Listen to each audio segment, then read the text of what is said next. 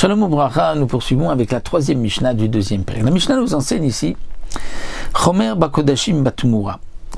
On va voir une Khumra dans un korban qu'on a sanctifié, qu'on a dit au korban, par rapport à une Tumura, c'est-à-dire un korban qui est devenu maintenant Tumura, mais pas parce qu'on l'a sanctifié, mais il vient d'une autre Gdusha. C'est qu'on a mis une bête profane à côté d'un korban, on a dit Zot Muradzo, la bête profane devient korban. Et donc on va voir qu'il y a une Khumra dans les korbanot par rapport à la Tumura, mais il y a aussi des Khumra par rapport à Kodashim. Pourquoi? À Kodashim aussi une Tumura. Kodashim, une bête qu'on a sanctifiée, Ola, Shlamim, peut rendre une autre bête Tumura. Si on met une bête rouline à côté, qu'on dise autre Moazo, elle deviendra Tumura, elle deviendra Korban aussi. Mais En Tumura, c'est Tumura. Si j'ai une bête qui est Tumura et que je mets à côté une bête rouline et je dis celle-ci elle est Tumura de celle de la Tumura, qui elle-même était Tumura d'une autre bête, non, ça ne deviendra pas Tumura. On ne peut faire Tumura que d'un Korban sur une bête profane, mais pas d'une Tumura sur une bête profane. Aussi, Atzibur Vashutafim Magdishim, la communauté ou des associés peuvent sanctifier un Korban, une bête en tant que Korban. Il y a des Korbanot Tzibur, comme le Korban Tamid, le Korban Moussaf, de l'ensemble de la communauté. Deux personnes peuvent offrir un Korban ensemble, Avalomimirim, mais comme nous l'avons vu, ils ne peuvent pas faire de Tumura, un Korban Tzibur ou un Korban Shutafim, il n'y a pas de possibilité de Tumura, même si ce sont les Shutafim qui sont les propriétaires de la bête, mais Tumura c'est seulement au singulier dans la Torah, donc uniquement un particulier, une personne et pas deux associés. De plus, sous Magdishim et Varim Veubarim, Avalomimirim, on peut sanctifier une bête lorsqu'on va sanctifier le pied de la bête, comme nous en avons déjà parlé, ou bien le Ubar, le petit qui se trouve dans le ventre d'une bête profane, on peut sanctifier et dire il sera Korban. Avalomimirim, on ne peut pas faire de Tumura, dire que le pied de cette bête rouline va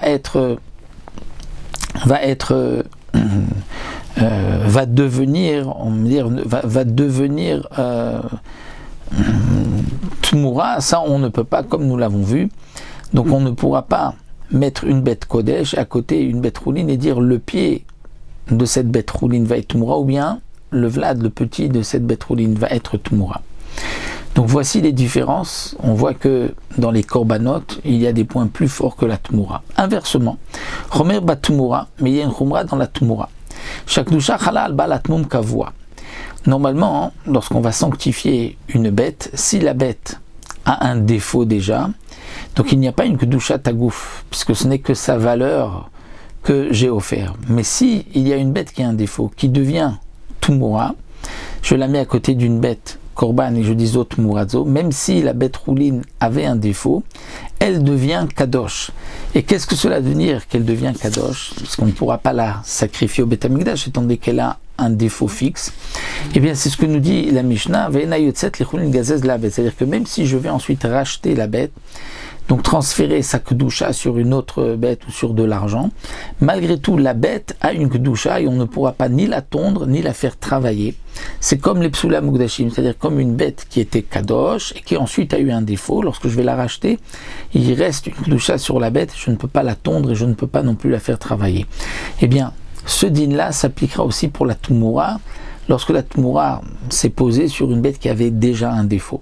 Alors que si c'était une première Kedusha, j'ai une bête qui a un défaut et je fais une Kedusha, eh bien je la rends Korban, étant donné qu'elle avait déjà un défaut. Lorsqu'on va racheter la bête, la Kedusha de cette bête sur de l'argent sur notre bête, eh bien on pourra, la première bête, la tondre et la faire travailler.